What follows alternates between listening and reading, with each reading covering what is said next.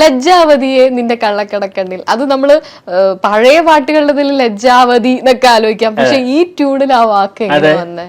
അതുകൊണ്ടാണ് ലജ്ജാവതിയെ ആക്കിയത്.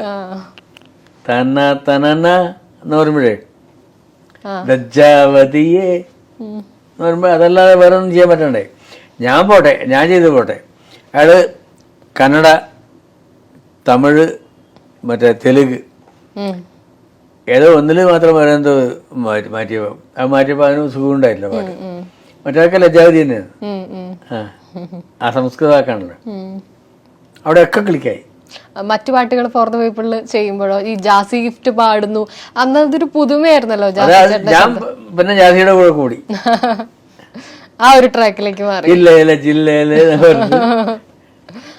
കാരണം ഞാനൊരു കുട്ടിയാണോ, ഞാൻ ഓടി കളിക്കുന്ന ഒരു കുട്ടിയാ അപ്പോഴ് പാട്ട് എഴുതുമ്പോൾ. അതെ, പ്രമദാനൊക്കെ എഴുതുമ്പോൾ ഭയങ്കര ഗൗരവമായിട്ടിരിക്കുന്ന ഒരാള്.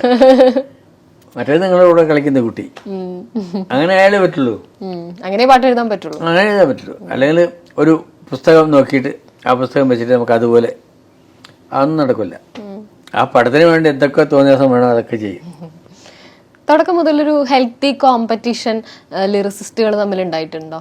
അങ്ങനെ ഒരു അതൊക്കെ ഉണ്ട്, അവരുണ്ട്. എനിക്കൊന്നും ഉണ്ടായില്ല. എനിക്കെന്ത് ചെയ്യണ്ടത്? ഞാൻ എൻ്റെ ജോലി ചെയ്യുന്നത് മാത്രമേ എനിക്കതിന് സമയമുള്ളൂ. Full time വർക്കല്ലേ. വേറെ പാട്ടൊന്നും ഞാൻ കേൾക്കാനേ പോയില്ല. അപ്പോഴും വരികളൊന്നും നോക്കാനും ഒന്നും സമയമില്ല എനിക്ക്. പടങ്ങളിങ്ങനെ വെയിറ്റ് ചെയ്തോണ്ടിരിക്കും. ഒരു പടം ഇങ്ങനെ അടുത്ത ജോൺസണൊക്കെ ഒരു കൊല്ലം ജോൺസണും ഞാനും മാത്രം 49 പടം ചെയ്തിട്ടുണ്ട്. അറിയാം, 49 പടം. അത് പിറ്റേ കൊല്ലം റിലീസ് ചെയ്യുന്നു.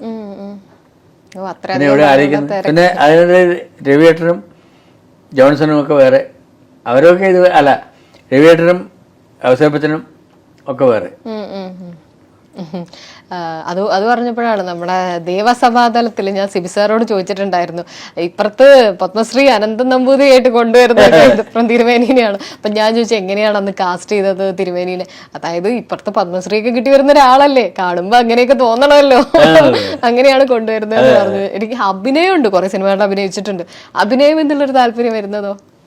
അഭിനയൊക്കെ നിർബന്ധിതമായിട്ട്. ഞാൻ ആദ്യം പിന്നെ സ്വാതിരുന്നാളല്ലേ, അന്ന് ലെൻഡ് ആയിരുന്ന എന്നെ സെലക്ട് ചെയ്ത് എന്നെ പിടിച്ചു കൊണ്ടുപോയി.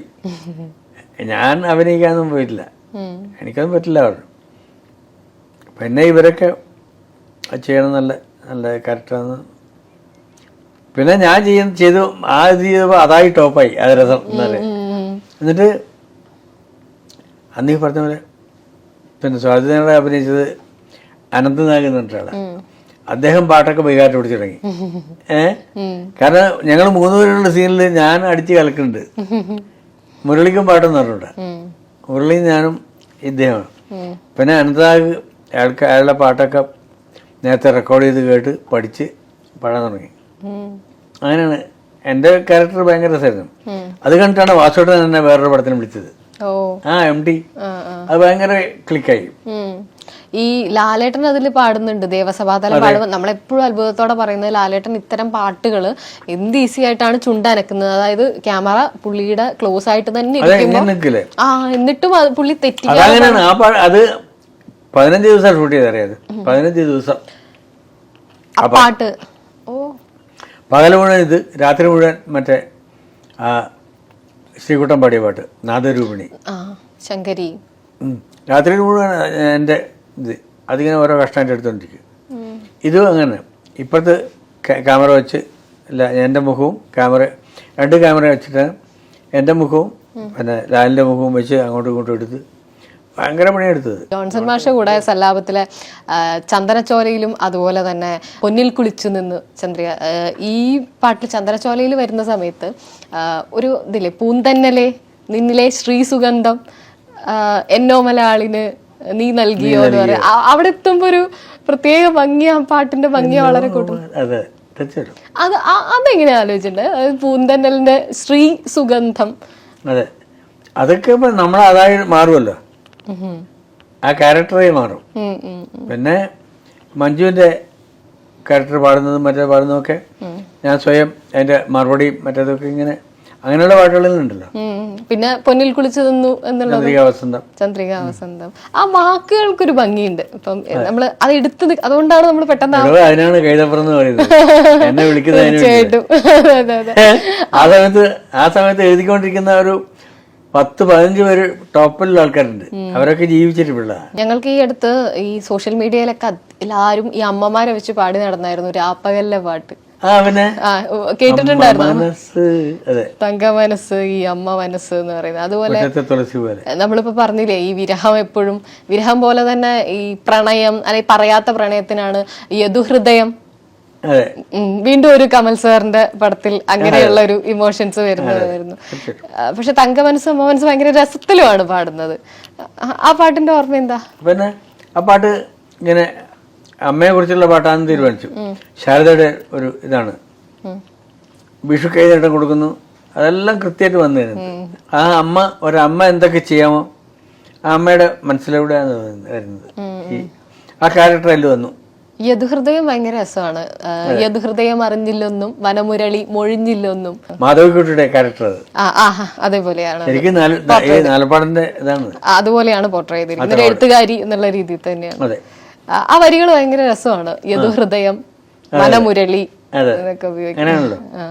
അത് രണ്ടും കൂടി ബന്ധപ്പെടുമ്പോഴാണല്ലോ ഈ രാധയുടെ പ്രണയം, അറിയാത്ത പ്രണയം. പാട്ടിനെ അപ്രിഷിയേറ്റ് ചെയ്യുന്ന നടീനടന്മാര് അങ്ങനെ ഓർക്കുമ്പോ ഏത് പാട്ടിനായിരിക്കും അത്രയും വലിയൊരു വാമായിട്ടുള്ളൊരു ഇത്? ഞാൻ ഇപ്പോഴും ഓർക്കുന്നത് അതാ, ലാലിനൊക്കെ പിന്നെ പറയാതിരിക്കാൻ പറ്റില്ലല്ലോ, അത്രയേറെ നല്ല പാട്ടുകൾ, എല്ലാ പാട്ടും അങ്ങനെ. അത് ഞാൻ ഇപ്പോഴും ഓർക്കുന്നു. ലാൽ തന്നെ ലൈഫ് ഈസ് ബ്യൂട്ടിഫുൾ, അതിന്റെ റെക്കോർഡിങ്ങിന്റെ അതിന്റെ ഷൂട്ടിങ്ങിന്റെ സമയത്ത് ആണ് കമ്പോസ് ചെയ്യേണ്ടത്. അപ്പോൾ ഞാൻ അവിടെ നിൽക്കുമ്പോൾ ലാല് എൻ്റെ അടുത്ത് അണ്ണാ എന്നൊക്കെ പറ്റി ഇങ്ങനെ കണ്ണെ ഇങ്ങനെ പിടിച്ചിട്ട് ലാല് ആണ് എന്നോട് പറഞ്ഞത്.